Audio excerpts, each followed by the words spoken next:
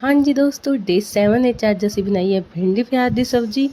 ਇਸ ਲਈ ਆਪਾਂ ਭਿੰਡੀ ਨੂੰ ਲੰਬਾ ਲੰਬਾ ਕੱਟ ਲਿਆ ਹੈ। ਕੁਝ ਹਰੀ ਮਿਰਚ ਵੀ ਲੰਬੀ ਲੰਬੀ ਸਲਿਟ ਕਰਕੇ ਭਿੰਡੀ ਵਿੱਚ ਕੱਟ ਲਈ ਸੀ। ਅੱਧਾ ਕਿਲੋ ਦੇ ਕਰੀਬ ਭਿੰਡੀ ਲਿੱਤੀ ਸੀ। ਇਸ ਨੂੰ ਧੋ ਕੇ ਲੰਬਾ ਲੰਬਾ ਕੱਟ ਕੇ ਡਰਾਈ ਕਰ ਲਿਆ ਹੈ। ਹੁਣ ਕੜਾਈ ਲਿੱਤੀ ਹੈ, ਇਸ ਵਿੱਚ ਸਰਸੋਂ ਦਾ ਤੇਲ ਪਾਇਆ ਹੈ 3 ਤੋਂ 4 ਚਮਚ। ਜਦੋਂ ਤੇਲ ਚੰਗੀ ਤਰ੍ਹਾਂ ਗਰਮ ਹੋ ਜਾਏ ਉਸ ਤੋਂ ਬਾਅਦ ਇਸ ਵਿੱਚ ਐਡ ਔਨ ਕਰ ਦਿੱਤੀ ਹੈ ਭਿੰਡੀ, ਜਿਸ ਨੂੰ ਲੋ ਤੋਂ ਮੀਡੀਅਮ ਫਲੇਮ ਤੇ 5 ਤੋਂ 7 ਮਿੰਟ ਬਿਨਾਂ ਢੱਕੇ ਬਿਨਾਂ ਕਿਸੇ ਮਸਾਲਾ ਐਡ ਕੀਤੇ ਪਕਾਉਣਾ ਹੈ।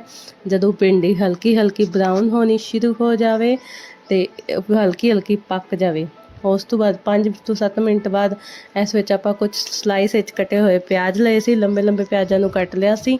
3 ਤੋਂ 4 ਵੱਡੇ ਸਾਈਜ਼ ਦੇ ਪਿਆਜ਼ ਲਏ ਸੀ, ਉਸ ਨੂੰ ਭਿੰਡੀ ਵਿੱਚ ਐਡ ਔਨ ਕਰ ਦਿੱਤਾ ਹੈ ਤੇ ਚੰਗਾ ਜਿਹਾ ਮਿਕਸ ਦਿੱਤਾ ਹੈ। 1 ਤੋਂ 2 ਮਿੰਟ ਭਿੰਡੀ ਤੇ ਪਿਆਜ਼ ਨੂੰ ਇਕੱਠਾ ਪਕਾ ਲਿਆ ਹੈ।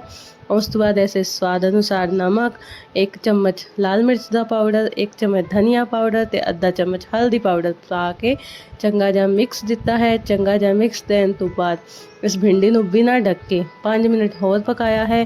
ਭਿੰਡੀ ਬਹੁਤ ਵਧੀਆ ਪੱਕ ਕੇ ਤਿਆਰ ਹੋ ਗਈ ਹੈ। ਬਿਨਾਂ ਲੇਸ ਦੇ, ਬਿਨਾਂ ਚਿਪਚਿਪੇ ਦੇ ਇੱਕ ਖਿਲੀ ਖਿਲੀ ਭਿੰਡੀ ਤੁਹਾਡੀ ਬਣ ਕੇ ਤਿਆਰ ਹੈ। ਪਰ ਲਾਸਟ ਇੱਕ ਸਟੈਪ ਕਰਨ ਨਾਲ ਭਿੰਡੀ ਦਾ ਟੇਸਟ ਤਾਂ ਐਨਹਾਂਸ ਹੋਏਗਾ ਹੀ ਹੋਏਗਾ, ਨਾਲੇ ਕ੍ਰਿਸਪੀ ਬਣੇਗੀ ਤੇ ਖਿਲੀ ਖਿਲੀ ਬਣੇਗੀ, ਬਿਲਕੁਲ ਵੀ ਨਹੀਂ ਚਿਪਕੇਗੀ ਤੁਹਾਡੀ ਭਿੰਡੀ। ਜਦੋਂ ਪਿਆਜ਼ ਤੇ ਭਿੰਡੀ ਪੱਕ ਜਾਵੇ ਇਸ ਵਿੱਚ ਅੱਧਾ ਨਿੰਬੂ ਕੱਟ ਕੇ ਉਸ ਦਾ ਰਸ ਐਡ ਔਨ ਕਰ ਦੇਣਾ ਹੈ ਤੇ ਉਸਨੂੰ ਸਰਵ ਕਰੋ ਰੋਟੀ ਪਰਾਂਠੇ ਨਾਲ। ਬਹੁਤ ਹੀ ਵਧੀਆ ਭਿੰਡੀ ਬਣ ਕੇ ਤਿਆਰ ਹੁੰਦੀ ਹੈ। ਤੇ ਪਸੰਦ ਆਏ ਤਾਂ ਲਾਈਕ, ਸ਼ੇਅਰ, ਕਮੈਂਟ ਤੇ ਸਬਸਕ੍ਰਾਈਬ ਕਰਨਾ ਨਾ ਭੁੱਲਿਓ। Thank you for watching.